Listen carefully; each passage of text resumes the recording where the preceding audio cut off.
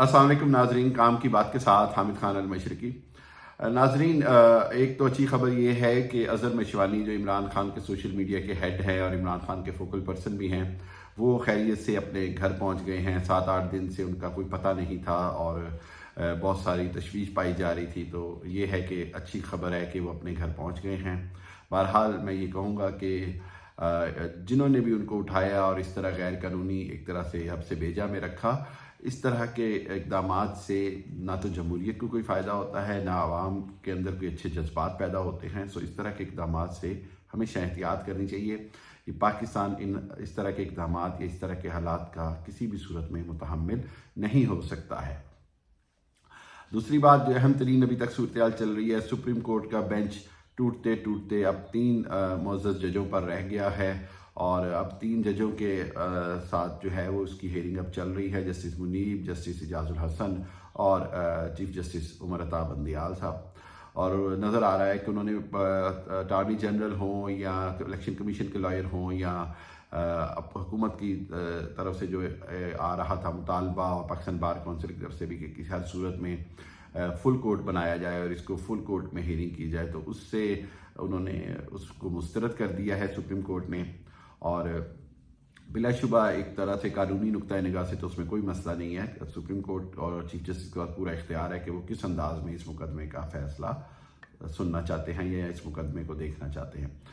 दूसरी बात ये कि जिस तरह सुप्रीम कोर्ट पर और उमर अता बंदियाल पर पिछले 24 घंटे में उनका दबाव डाला गया और एक ख़ास अंदाज से मुनज़्ज़म मुहिम शुरू की गई बड़े सीनियर जर्नलिस्टों के नामों के साथ, हामिद मीर और दूसरे नामों के साथ, कि जी जस्टिस उमर अता बंदियाल भी इस्तीफ़ा दे रहे हैं, इस्तीफ़ा दे के घर जा रहे हैं।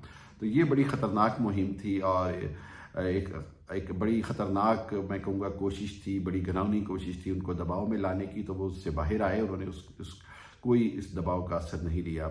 लेकिन उसके साथ साथ हुकूमत की तरफ से मुसलसल धमकियाँ, मरीम नवाज़ की तरफ से मुसलसल ट्विटर पर देखें या जलसों में देखें, अदलिया को ख़ुसूसन चीफ जस्टिस साहब को जिस तरह निशाने पर लिया जा रहा है, ये वही 97 की तारीख दोहराई जा रही है। बल्कि बदकिस्मती की इंतहा तो ये कि आज नवाज शरीफ साहब ने भी ना सिर्फ चीफ जस्टिस साहब को आड़े हाथों लिया और उनके खिलाफ बड़ी बातें की कि जी ये फैसला इमरान खान की खुशी के मुताबिक हो रहा है, साथ ही 23 करोड़ अवाम को सज़ा देने का ऐलान कर दिया अगर फैसला उनके हक़ में नहीं आता। जी हाँ, नवाज शरीफ साहब ने बिलवास्ता तौर पर 23 करोड़ अवाम को सज़ा देने का अंदिया दे दिया है अगर फैसला उनके हक़ में नहीं आया। और वो सज़ा ये होगी कि जो डॉलर ऑलरेडी 350 के करीब है, कहा नवाज शरीफ साहब ने वो 500 के करीब चला जाएगा, 500 को भी क्रॉस कर जाएगा अगर अदालत का ये फैसला हमारे हक़ में ना आया। इंतहाई अफसोसनाक बात है कि अदालत के फ़ैसलों पर इस तरह असरअंदाज होने की कोशिश की जा रही है, जबकि हकीकत तो ये है कि मैं ये कहूँगा कि अगर अदालत ने सही आइन और कानून के मुताबिक फ़ैसला दिया तो डॉलर ऊपर जाने के बजाय मुस्तहकम होगा, बेहतरी की तरफ आएगा, क्योंकि उसकी कुछ वजूहात हैं। आवाम का, लोगों का डॉलर पर एतमाद दोबारा से बहाल होना शुरू होगा, क्योंकि लोग सोचेंगे कि अभी भी ये मुल्क उस तरह बनाना रिपब्लिक नहीं बना जिसकी बातें की जा रही हैं। और अभी भी अदलिया में जुर्रतमंदाना फ़ैसले लेने की जुर्रत है। हुकूमत और तमाम तरह का दबाव बर्दाश्त करने के बावजूद अगर अदलिया ने कानूनी आइनी फ़ैसला किया तो मैं ये समझता हूँ कि जो नवाज शरीफ साहब की आवाम को सज़ा देने की धमकी है, उसकी बजाय दर हकीकत डॉलर जो है वो बेहतर प्राइस पर आएगा, डॉलर की कीमत नीचे आ जाएगी।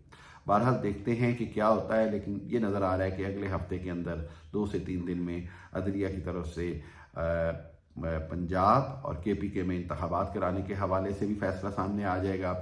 और उसके साथ साथ ये भी बात सामने आ जाएगी कि हुकूमत क्या उस फैसले को मानती है या नहीं।